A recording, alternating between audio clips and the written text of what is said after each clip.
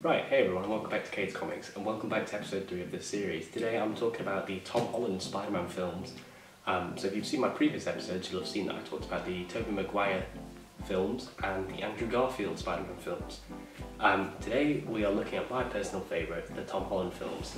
So here in the Collector's Marvel Phase 3 box sets, I have Homecoming and Far From Home. So first up, I'll talk about Homecoming.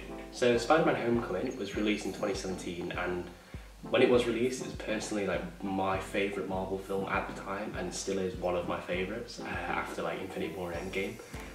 So good. It's the humour in it, the writing, the acting, everything in it is perfect to me. I absolutely love that film so much. I think Michael Keaton is a great Vulture.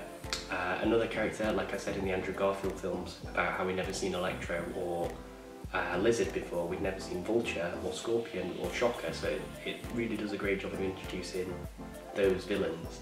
As well, it completely, once again, redefines what Spider-Man is and what Spider-Man means.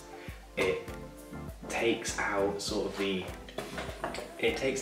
ultra realness that was kind of present in Tobey Maguire's films and much more present in Andrew Garfield's films, and has fun with itself. You know, we don't get an origin story seeing Uncle Ben die once again, which was really nice. It was really needed, and it was really something I hadn't even picked up on before. Like, obviously I knew that we didn't see his origin or Uncle Ben getting shot and the whole "with great power comes great responsibility" speech, because I'd seen the film before, but upon rewatching the other two, like the other two franchises, and then watching this one, it was nice to not have to sit through that once again. So yeah, it really kind of throws you in at the deep end, and by the time we get introduced to Peter in Civil War, he's already been Spider-Man for, what, a year or something like that? So it's really great, and yeah, this Spider-Man, Tom Holland Spider-Man, is, like I say, my personal favourite. I know I might get like a few comments down below that maybe disagree with me there, but everything that he is in this film and going into the next film is everything that I think Peter Parker should be. Basically, in this one, he starts out as a nerd, really doesn't have any other friends other than Ned, and but he's not a nerd in the sense that he gets beaten up at school and he's really smart and into science and all that stuff, but he's just kind of a nerd in his own way, if that makes any sense to anyone. Yeah, this Peter Parker, this version of Peter Parker, I absolutely love. I think it's so funny, and I think the inclusion of having like Liz's dad be the Vulture is so great.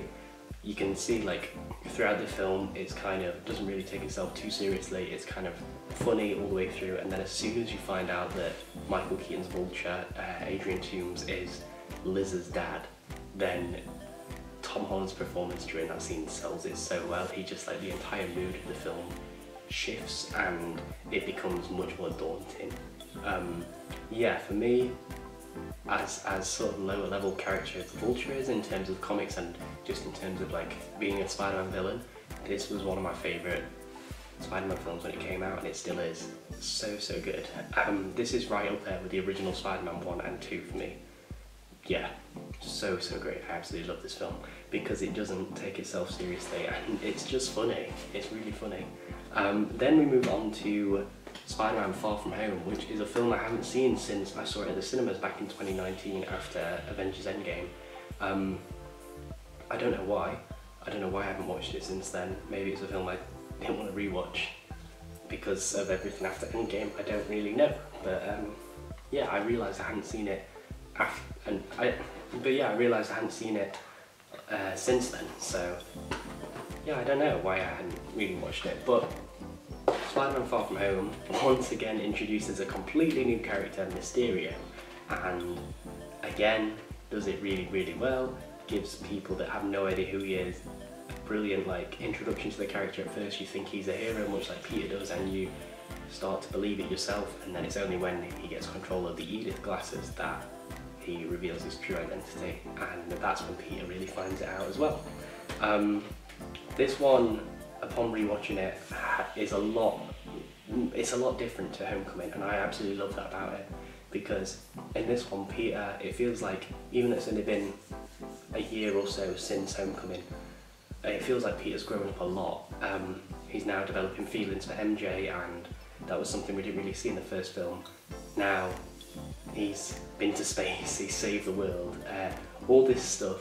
So he's now like, yeah, a bit older and a bit sort of wiser, even if he still does do stupid stuff like give the Edith glasses to Quint and Beck, but he's kind of growing up, and that's something I can't wait to see in Spider-Man No Way Home, is him kind of rounding out that trilogy and growing up to become a Spider-Man rather than a Spider-Boy.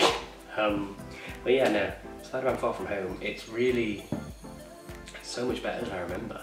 So much better than I remember. It's, yeah, like I say, it introduces Mysterio, deals with Mysterio that people might not have been aware of before, and it has such tense scenes, and the whole fight on London Bridge, and the whole fight on Tower Bridge, where Spider-Man is fighting the drones, is so tense for the entire time, and I completely forgot that he ran out of webbing during that fight, and I wonder if that's something we'll see again maybe in the new film, him running out of webbing, and possibly if Andrew Garfield and Tobey Maguire are in it, then them running out of webbing and Tobey Maguire being like, my webs and my blood.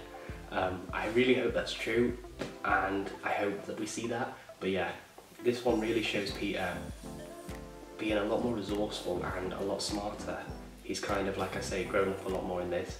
He goes through a lot more. Mysterio puts him through a lot more than Vulture ever did, and he's forced to adapt and overcome what Mysterio puts him through. He develops his new suit, he, you know, kind of takes on a bit more responsibility, and it's really nice to see that without having to hear the responsibility speech and having it kind of pushed down your neck.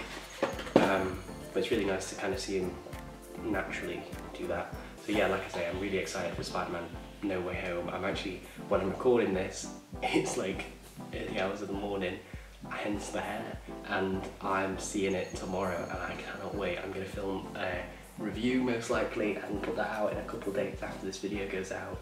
But yeah, I just really wanted to round off these films and do a video talking about the Tom Holland Spider-Man films, the two that we have so far. There's been rumours that, you know, we're going to get another trilogy, another 3 films, which I would absolutely love. I think there's so much more they could do with the character.